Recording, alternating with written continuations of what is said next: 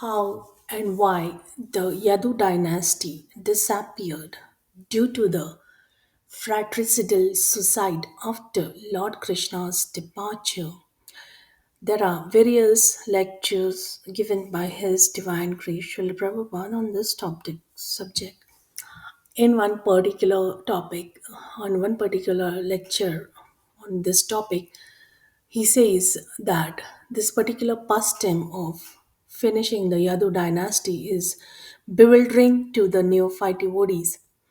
We must be able to hear from the great Acharya who is giving an explanation on why Krishna orchestrated what is seemingly a huge disastrous circumstance. Srila Prabhupada calculates it, but it was well over a million persons involved, and the whole pastime is there in Srimad Bhagavatam. You can read about it, but we are not going much into the details. But still, on a high level, I would read from the Bhagavatam. And the Bhagavatam, the shloka is 115.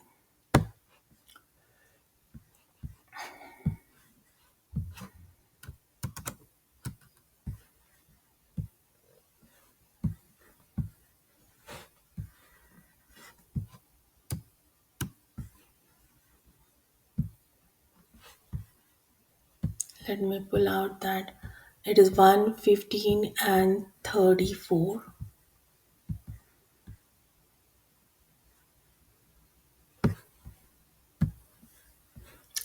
So it says, Yaya harad bhuvo bharam tam tanam vijahavajaha kantakam kantakene vadvayam chapishitu samam.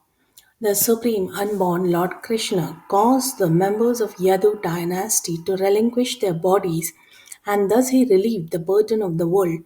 This action was like picking out a thorn with a thorn. They look the same to the controller.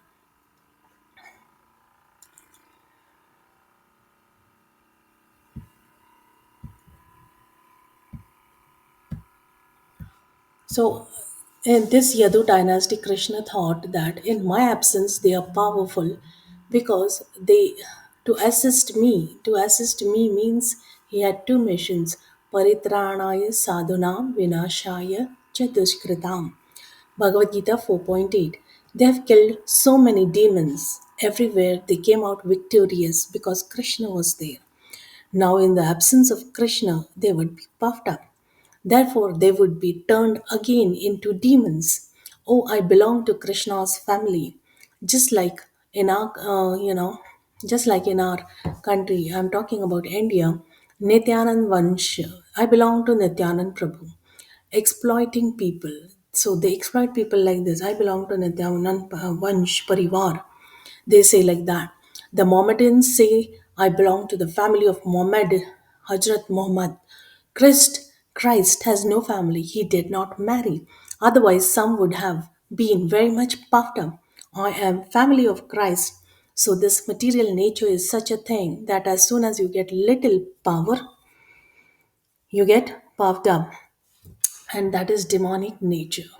So that is demoniac nature. So Krishna wanted to take them with him because they came to help Krishna, and after his departure, these demigods would turn into demons.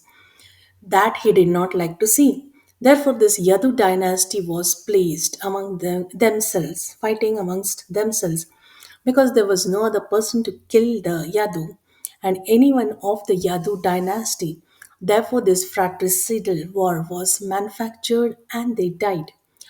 So many a times the war is going on. There is a fight between the groups, and then there is, it's all chaos. So one gets to wonder what is all this happening. So many we sometimes you can on a superficial level look into what is the matter, and you can understand. But if it is beyond your understanding, then you can leave it to the Lord. That let it happen as the Lord wishes, and we need not get into that. And in Bhagavatam also, it is given that uh,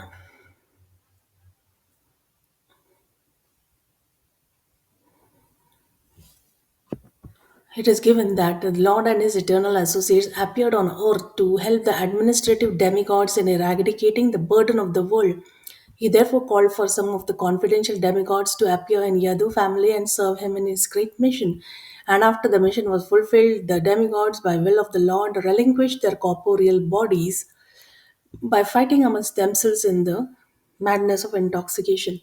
The demigods are accustomed to drinking the sonorous beverage, and therefore the drinking of wine and intoxication are not unknown to them. They were put into trouble for indulging in of intoxication.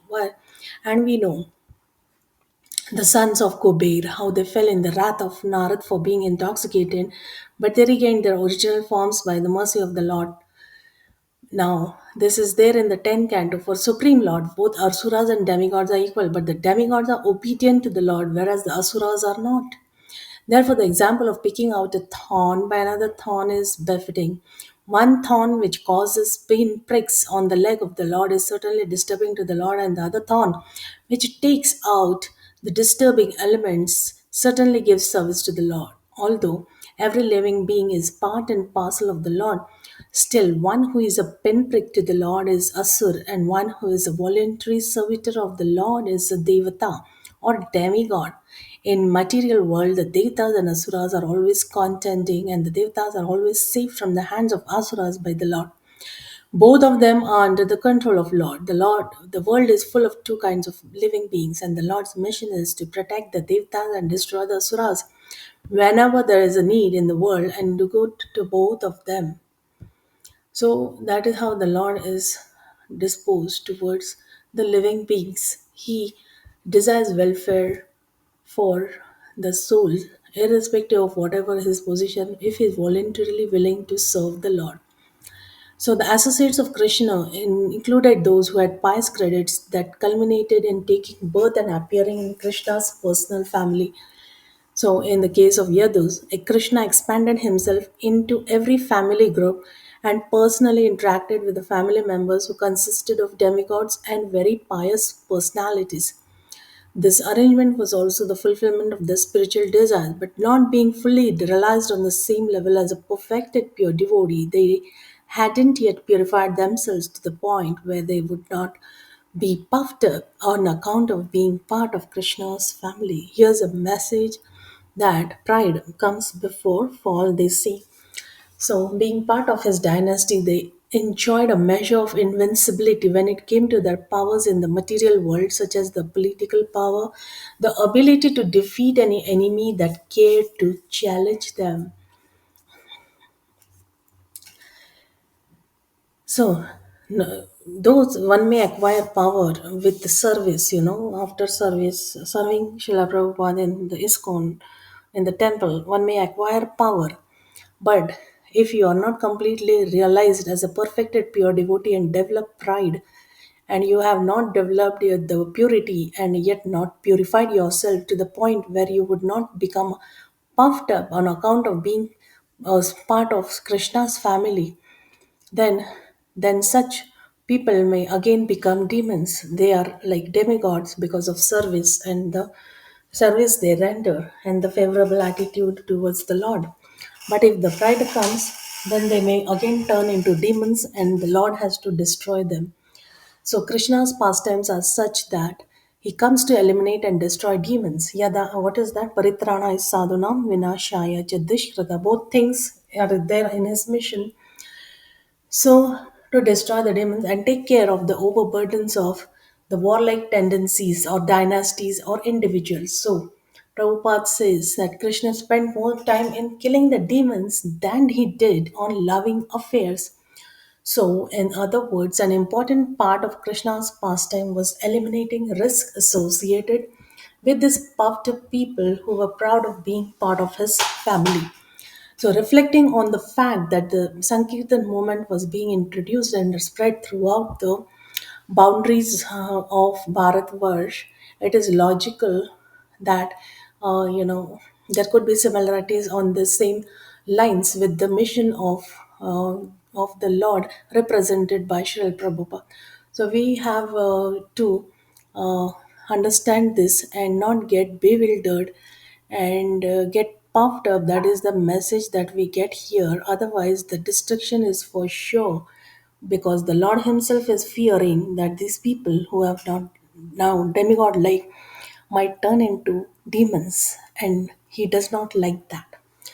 So this is what a beautiful revelation, and it is about destruction of the Yadu dynasty. So it is bewildering, and to neophytes it may seem like, what is there? We are with Prabhupada or we are with Krishna, and yet we are facing so many problems. And what is the matter? So the pride comes before fall, and so if there is any such disturbance, then there is sure some pride residue of a pride there, and it's better to rectify it upfront and not get entangled more into why is this happening, why is that happening, and they then argue, and then the logical conclusions.